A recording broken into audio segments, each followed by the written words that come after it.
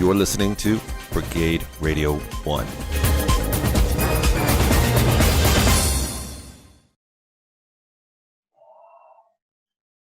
Or Pandemic Combat Radio.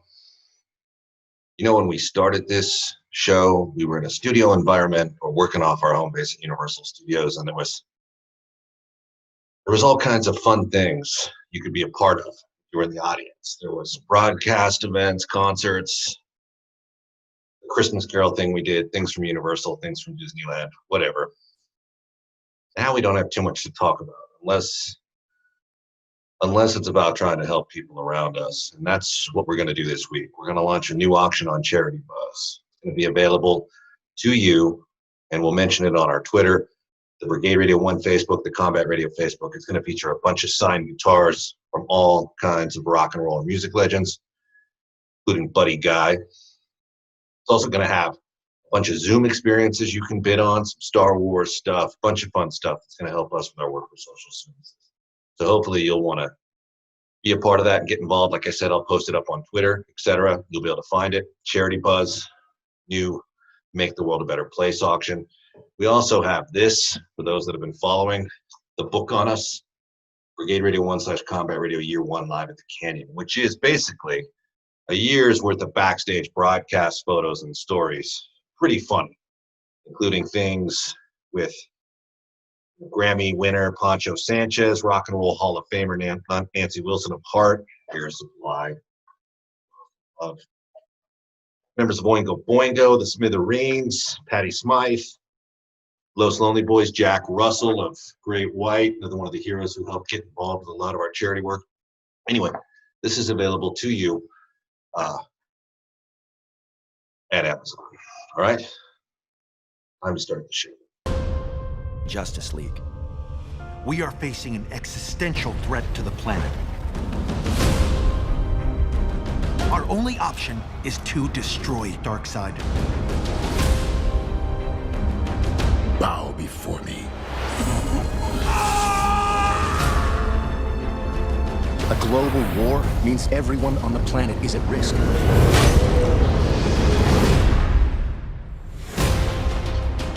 You're gullible fools.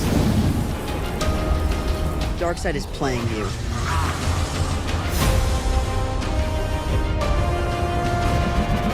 The humans earned their fate.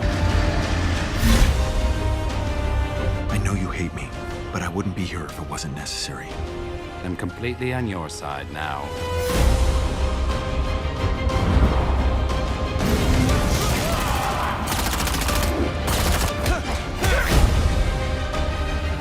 No more planning. Just do it.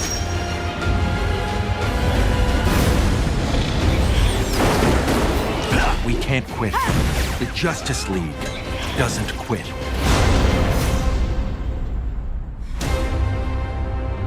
Hey everyone, it's Ethan with Combat Radio. This show is actually going to be something special for us because we're going to go into parts unknown. We're with writer Ernie Altbacker, who just actually had a hand in delivering Justice League Dark Apokolips War. Ernie, how are you? Good. Thanks for having me, Ethan. Yeah, I love your background there. We were talking a little bit off air that you've got yourself set up in an office that actually looks semi-functional. Yeah, after a while, if you don't have one, they kind of wonder about you. I can't have the old, weird stuff on the walls. So Right. A little Hey, well, let's talk Justice League Dark Apokolips War for a minute, because I just saw it. It came out a couple of days ago, if I'm not mistaken, and it's getting a really, really awesome reaction from fans and people that are familiar with that art and that universe. My question is for you to start, for a show like ours that deals with a lot of rock and roll elements or sports or other things, how would you break down this movie for people who aren't comic book or Justice League enthusiasts? How would you explain what this movie actually is? Well, I guess to the regular folk, they've definitely been exposed to superheroes now quite a lot with the live action big movies, right? So this is a corner of that a lot of people enjoy very much, which are the animated features And, those same people that don't know about this probably do know about the comic versions, something like a Teen Titans Go or something, the funny superhero ones, Justice League Action, things like that, because their kids watch it. But these are like a lot more adults. And this one's rated R, and it's definitely kind of not for kids. It's adult animation. And this particular movie kind of ends a 15-episode continuity of itself. So it would be as if a series that has lasted for 7 or 8 years was coming to end with a rabid fan base. So it's getting a lot of reaction. Well, I was surprised. Yeah, the reaction's been fairly phenomenal about it, but I was surprised because there was a time when I was at Warner Brothers in feature development, and if you suggested some of the things that you did and executed in this movie, you'd be fired. So it's amazing how things have progressed, where now universes are different universes and brands are built. And if you would have gone in and said, hey, in this movie, we're going to kill Aquaman and we're going to kill Shazam, they'd be like, no, those are our brands. They were very protective of those images. And now you guys are like reinventing the wheel about how these characters are going to be manipulated. I mean, in this movie, it's basically Mad Max. They go into this, the Earth has been basically obliterated. Sorry, we're going to try to talk about it without spoiling it for anyone else. Oh my God, you're just, it's a spoiler palooza. Yeah. If you're 2 minutes in, you realize that the Earth has been obliterated, right? And it's kind of like post-apocalyptic, but the damage is done, and the damage some of these characters go through is staggering, right? It's a very dark film to use something that's actually in the title. It felt like, I was like, wow, these guys are just like going through a meat grinder. Well, what you get here is something that you probably never see again in live action. Right. And it's something that you don't really even see in the comics, in that if they work toward an end of the world plot line, pretty much like maybe one person's gonna die. Like everybody's making it through, Avengers Endgame is like Iron Man dies. That was sad. And then, we're thinking on our end, hold my beer. Like we'll show you like the true cost of the almost undefeatable hero is that he's gonna come like the Reaper with his death scythe and just take out a bunch of people. And so the cool thing with this story is, and you do a lot of like our big three of the Justice League do a lot of punching, Wonder Woman, Batman, and Superman, and thinking, planning also, right? But usually if there's a face-off against one of these big bads or a horde, those three are going to be leading the way. So we were like, how can we make this really hard on ourselves and try and get out of it in a way where if we stick the landing, it'll be like a triumph? And it's like, well, let's disable the big three. So we kind of take them out. We put some on Darkseid's side, and we depower one of our crown jewels, and it's a lot harder of a story to tell, but it's a story I don't think they would even attempt. Yeah, it's basically the Vietnam of Justice League movies. The punishment goes on and on and on, and it's like until the fall of Saigon, right? Except the fall of Saigon is up front in the movie. But what I was amazed by is that the depth of characters you worked with, that's where these movies get fun, is where they bring someone back or they reintroduce alliances between, good and bad, and they have to kind of, form some sort of like rogue SWAT team element to fight. And I was wondering, like, when this project came to you, walk us through how you got involved with it. And on the character side, did you get to pick the characters that you were going to put into this cyclone of destruction, or did they come to you and say, we need X, Y, and Z, and then you can have A, B, and C? Well, this is one of those projects where there was a first draft by a talented writer named Mildred Scott. And so that talk had been done, and then they brought me in to Justice League Dark It Up. And we kind of went backwards a little bit and went through the story again and did a bunch of ad scenes, and I switched up some characters. But I think it was always from the beginning that we would have a representative from each of the branches of the DC comic book world. We follow Superman from obviously the Justice League, and then we follow Raven from the Teen Titans, and John Constantine from the Justice League Dark, the Demon Supernatural section. So we knew we were going to have a representative for each of them, but the side characters you have a lot of room with. So another thing that they kind of brought me on for is like, we want more comedy because this thing is so grim. We needed to have a lot more comedy. Oh, bollocks, it's my ex. You and Harley? Gross. Do I look mad?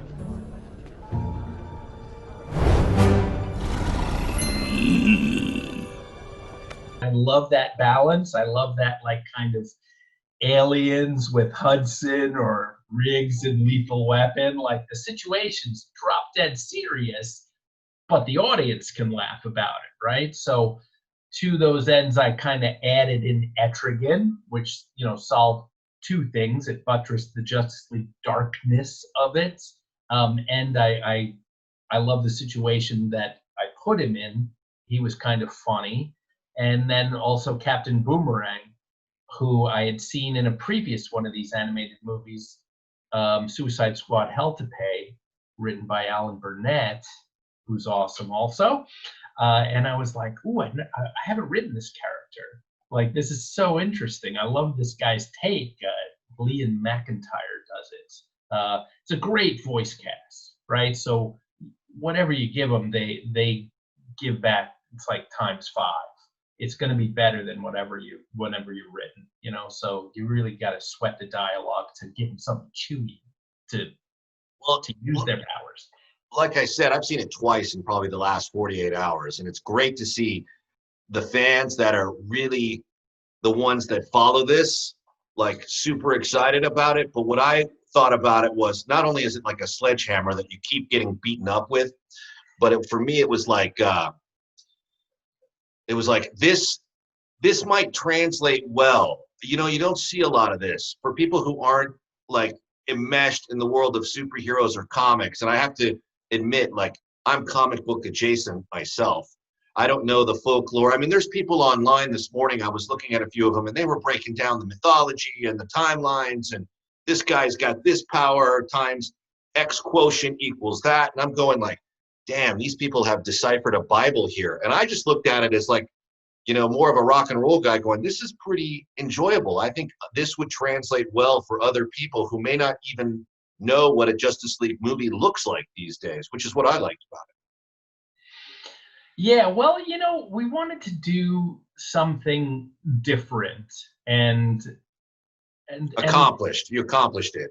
Yeah, I mean, like, we've seen it, and we don't have the budget and the resources to pull in like the actors and the army that they can get to create the live action version of it.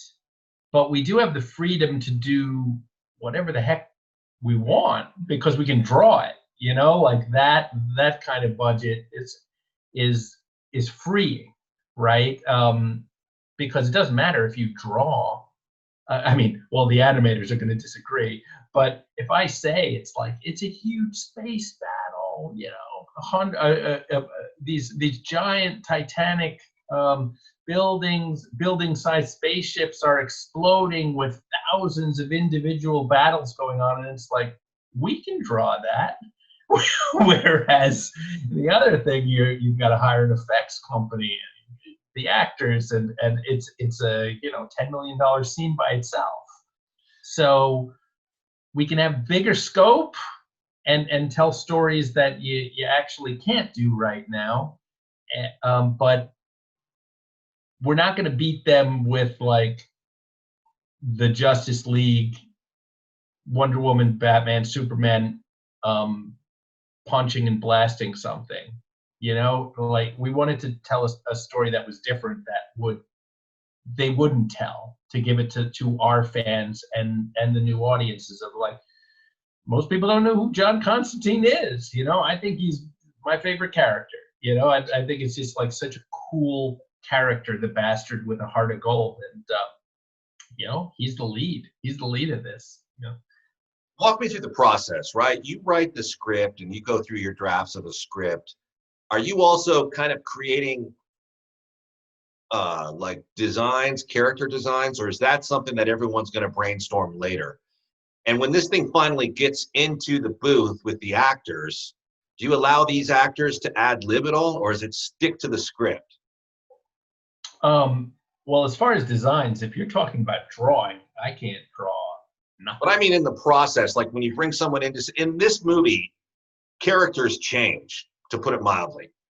And I thought, is that something you completely had stitched into the script, or did you bring someone in who said like, oh, we can have this person cut in half and it'll look like this? Or how did that process creatively work? Well, I guess a little of both, because the writer gets first crack at it, mm-hmm. right? So if I am, and the great thing is we had that 2-year time flip of, or time slip of desolation.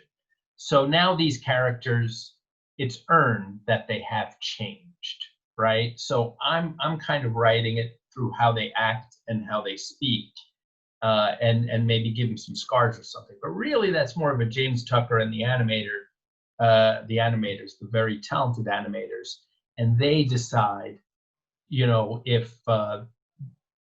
if I don't want to give away too much, it's like I've been drilled, don't do spoilers, But say Darkseid's Furies, which are now characters we may or may not recognize, but they've been altered horribly. That's more of a James Tucker, oh, I want to do this,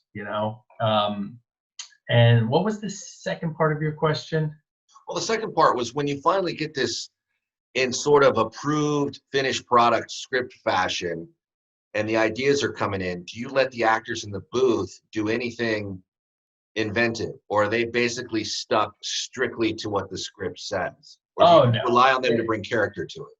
Well, you know what? I wasn't even in the booth for this one. Sometimes they give you a call in, sometimes don't, sometimes you're too busy, right? But I'm out.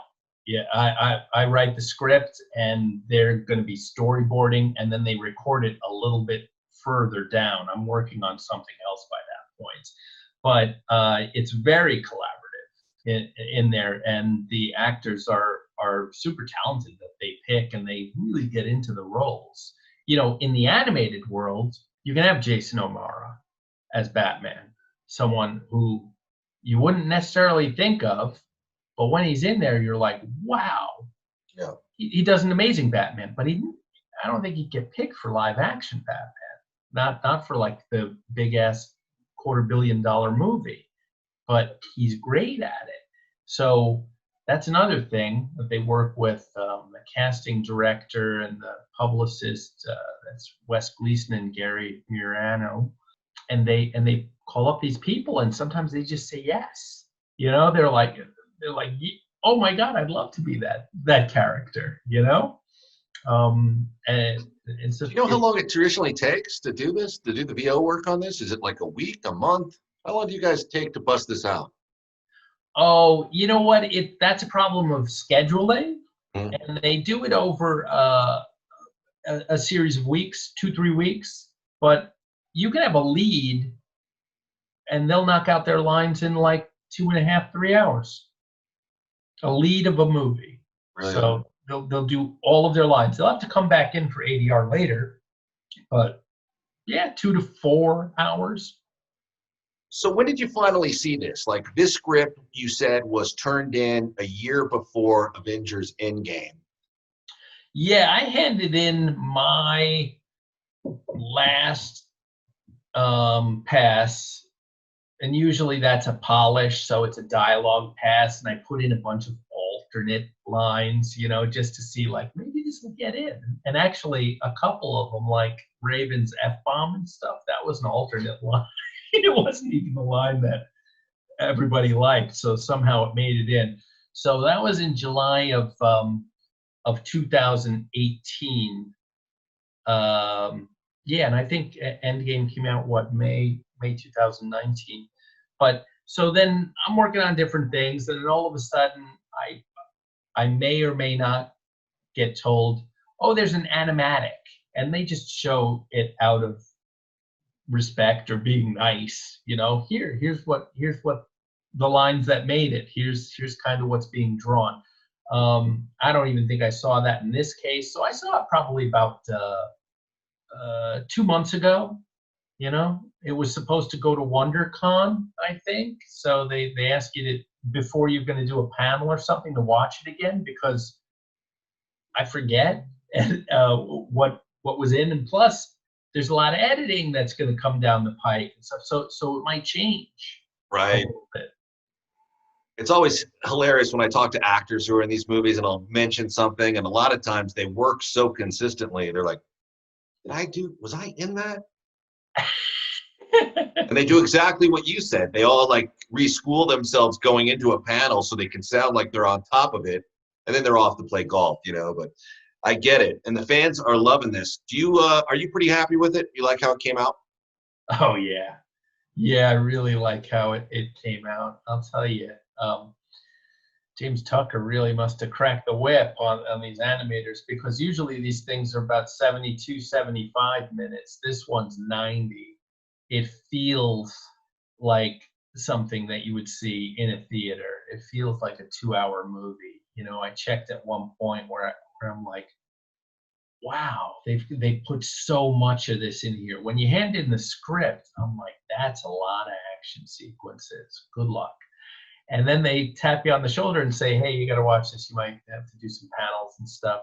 And I'm like, so then I'm just a fan. Then I'm like, oh, wow, look how they blew out this section. No matter what you write, the animators are going to make the action better and longer. So I'm like, I can't believe there's so much stuff. Looking at the watch, I'm like, another half-hour movie? You know, that's got to be wrong. Maybe there's a bunch of stuff at the end that's just, you know, garbage that they haven't chopped off yet for the release. But well, every like 90 seconds or 2.5 minutes or so, there's like another sledgehammer that hits you in the face watching this. It's like, how many progressive bombardments can you run people through before they finally rally up for the big takedown? But it is fun. And I also have to compliment you. I don't know if it's your idea where it came from, but there's a retro look to Lex Luthor going back to, you know, the Hanna-Barbera Super Friend days. Well, that's an animator, I'm sure. That's not in your script? It's, oh, no, I wouldn't call outfit, you know, like, it's just, I just figure they're going to draw them how they draw them. I draw them when they're, or I call if they're in street clothes or their outfits, you know, you have to do that. But usually I change the character name also. Like if Clark Kent is talking to you, it's Clark Kent. If he's wearing the outfit and he's lifting a building, it's Superman, right? So the voice changes slightly too. Same thing with Bruce Wayne and Batman, you know, or Diana Prince and Wonder Woman. But it's a tremendous team effort. You know, I'm in the writing corner of it. Jim Krieg, he is the boss of that and many other of these long forms. He wrangles the writers for all the different ones. They put out about 3 or 4 a year, some in continuity, some not. And then James has to deal, he gets 2 kind of field generals, the directors, and they have to deal with all of their animators. And it's a big job. It usually takes about 2.5 to 3 years from when we start.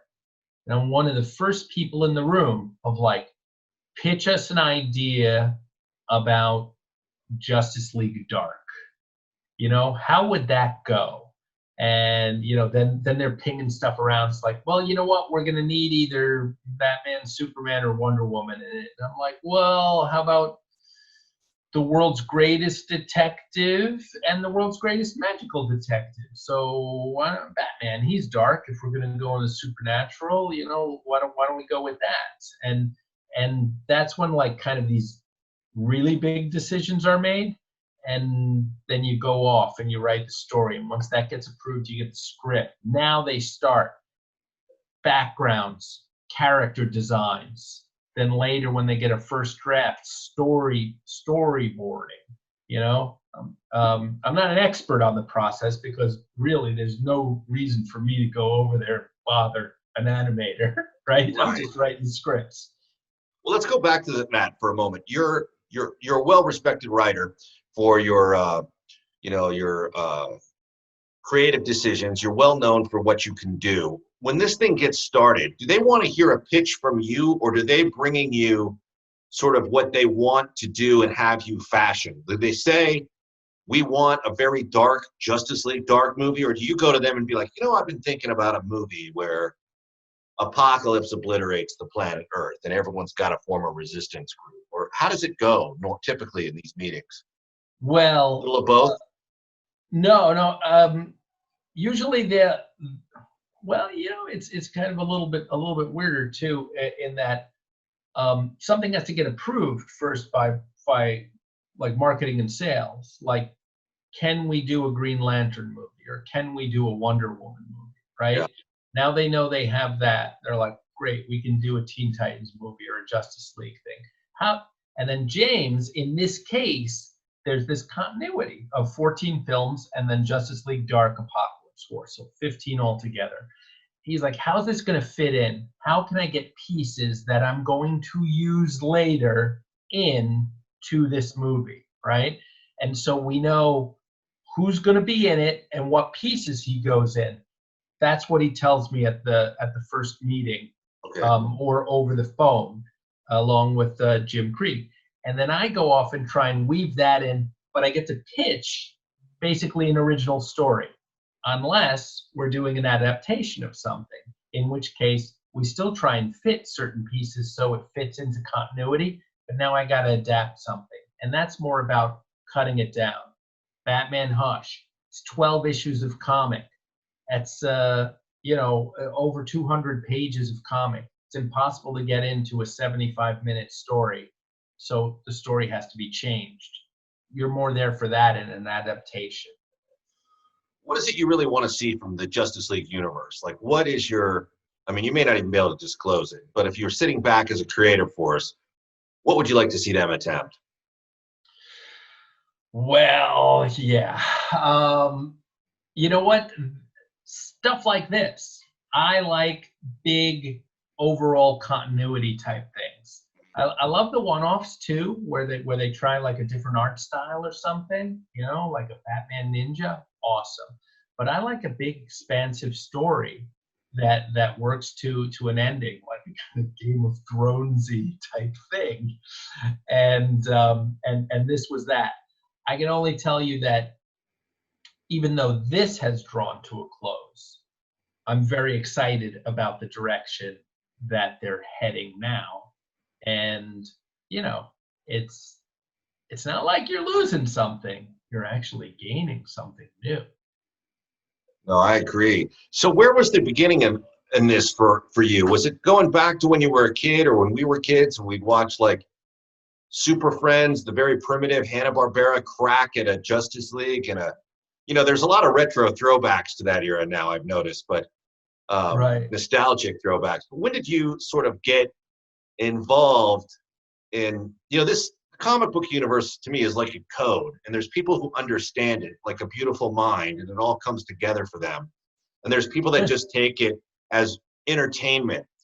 But when did it like click for you where you said, this is where my creative force is going to go? Well, I don't think I said it quite like that, but I do remember dancing around in my spider underoos to like the Ralph Bakshi version, which was a rerun. I wasn't watching it new in 1962, but I loved them right from the beginning, along with a lot of animated stuff. And then you get into comics, you know, when from 8 up, you know, I was reading that stuff, and I got into superhero comics a little bit later, more like 12 or 13. I really liked the horror and sci-fi stuff of the 50s when I was young, and that was my gateway into the superhero stuff. What about something like that? Like, when are we going to have like the superheroes go like in a retro, a battle with Frankenstein and the Wolfman, and when does that? Oh, I guess that's a Universal deal. Yeah, that is kind of a Universal. I mean, you say you're not kind of this world. I can tell you, like, stuff has been attempted that's out there. You know, it's not only by Warner Brothers, but it's today. I would say it's are you a Comic-Con nerd or are you not? Right? If you're the type of person that knows what's going on at Comic-Con and like all the panels and the people, you're like not totally familiar, not a huge fan, but it's like I know that. I know like Mexican horror films from the early 70s. I know some of them, right? It's like I'm that type of person. So for me, it's just like, yeah, you're right. Beautiful Mind type stuff. But more people are getting it into it as a gateway.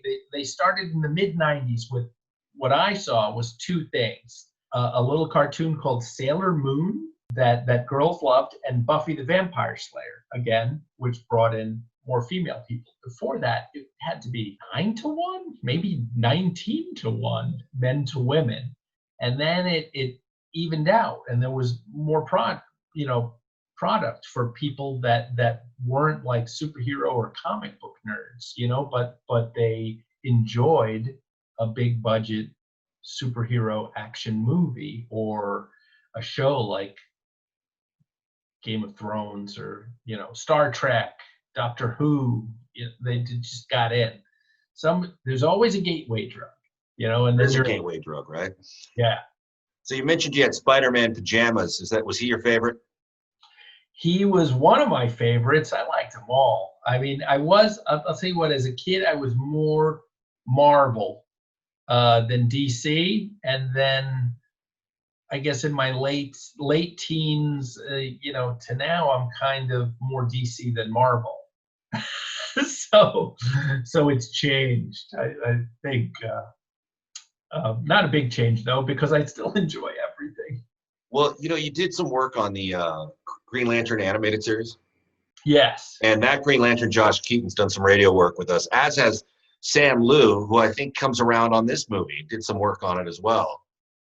So you seem to be running with a crowd of pretty talented folks, movie in and movie out, project in, project out. They're all high caliber artists. Yeah, you know, that's one of the great things is to be involved. Sam actually is a fine director and now producer. Mm-hmm. I think he actually did one of mine. I want to say Teen Titans, the Judas Contract. He did. And yeah, Josh, wow, he's funny, really talented. He was our Hal Jordan. That's how I met him.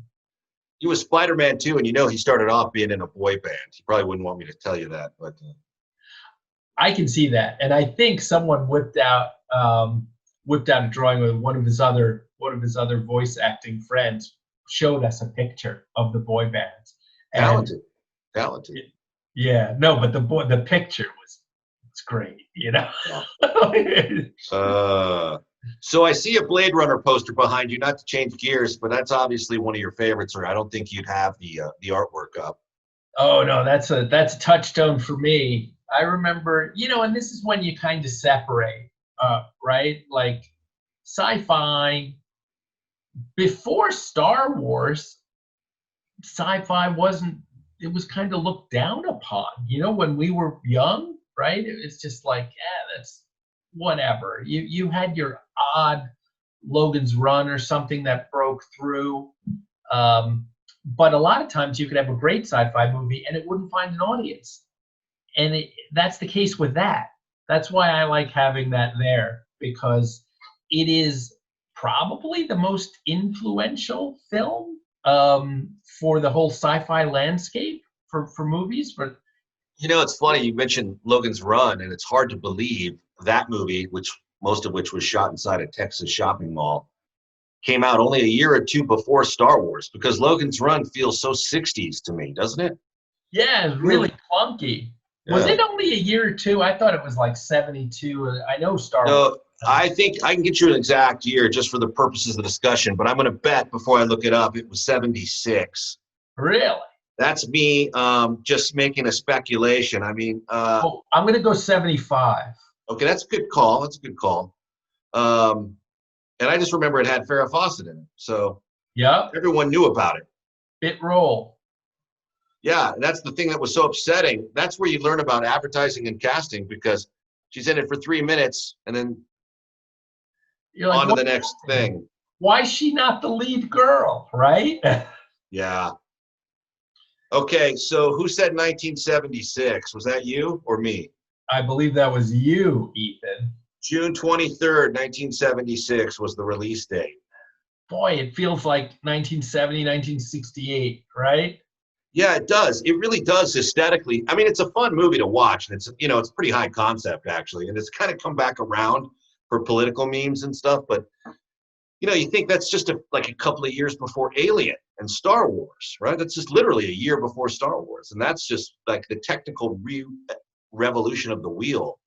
But that's kind of what you're doing with Justice League, though, in all honesty, is now you're taking it to places that I don't think the traditional fan would have ever expected. And that's why I said, like, I could literally picture being back at Warner Brothers Feature Development and being in a meeting where someone says, hey, why don't we just kill or mutate this superhero? And someone being like panicked, saying, this guy doesn't understand the brand. We can, like, instead of it being sort of a revolutionary idea that may take you to a new creative plateau, they were also operating from insecurity and panicking. And I could see, like, some of the things you attempted in this movie, it's kind of breaking new ground. Yeah, it's really kind of an adventurous take, shall we say. Yeah. Is it hard to sell it? Is it hard to sell your take to the executives and the powers behind it? Or were they on board with all this?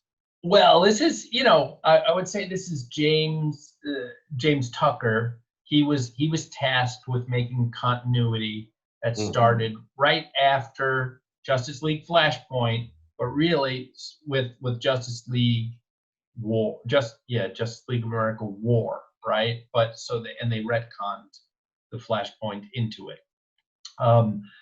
So he was tasked with making a continuity where the movies would build on each other. So he's been doing that, and then they said, you know what, we got to kind of bring it to a close. So I think he knew several movies before.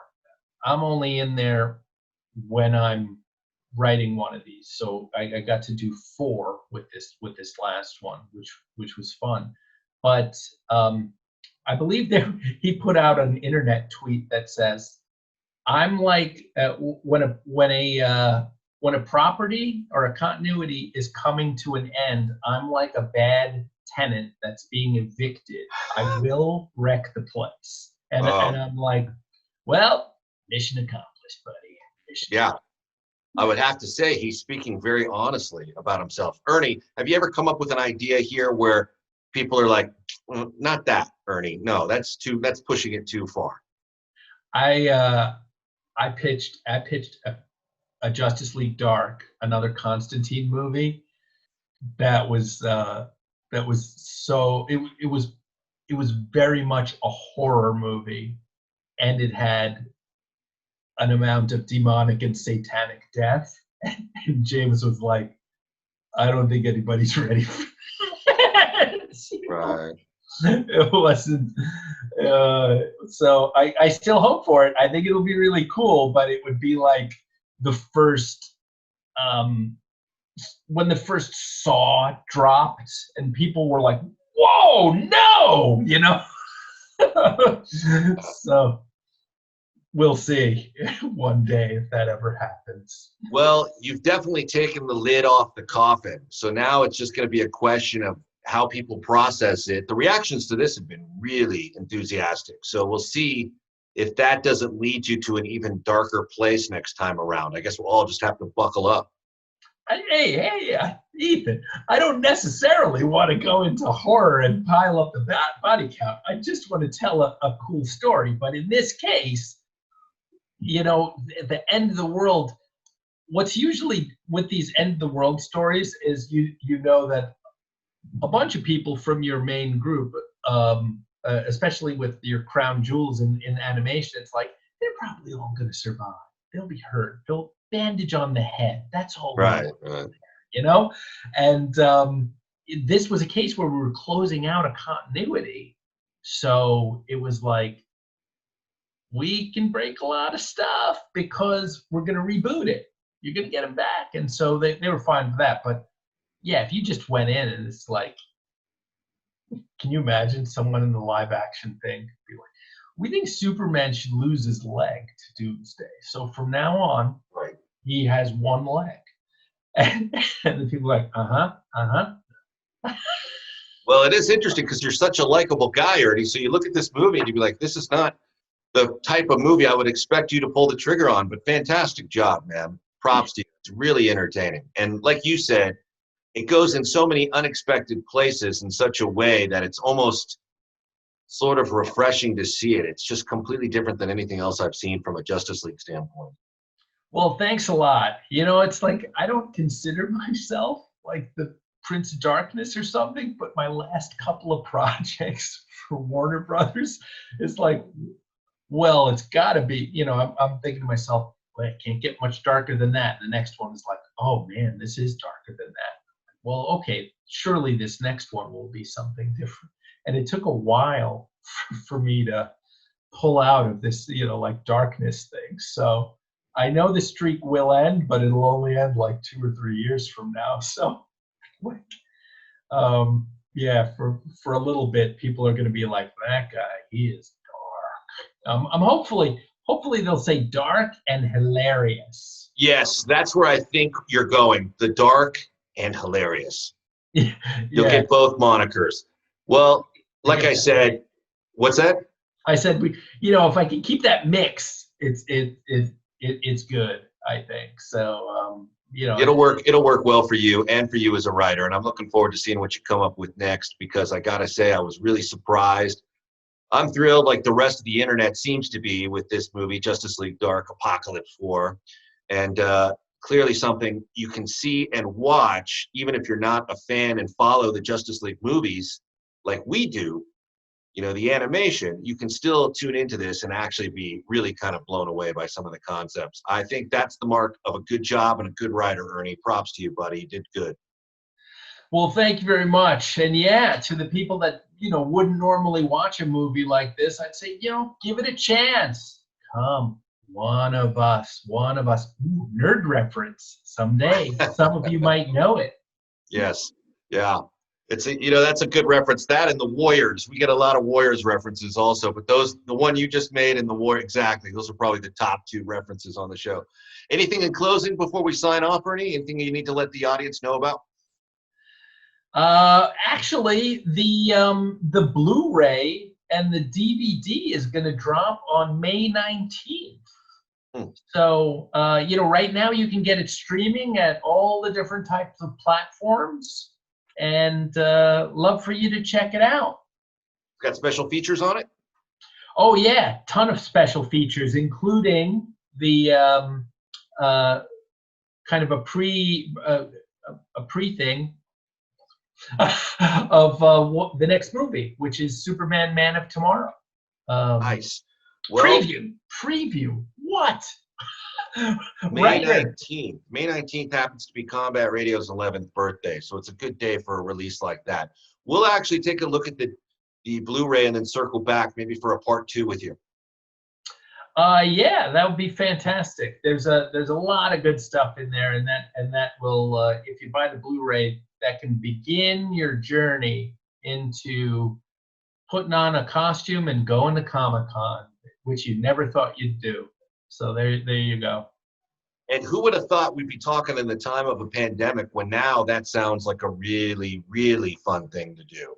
I know it might be a year or two, but hopefully we'll get back. Hopefully, I think there's going to be a virtual con this year, so it'll be painless for the people that don't like crowds. Well, we will get back there, and hopefully the comic book convention scene will benefit from your presence because it's better with someone like you involved. Nice work, Ernie. We're proud of you, buddy. Great job. All right. Thank you very much. Have a good day. Thank you.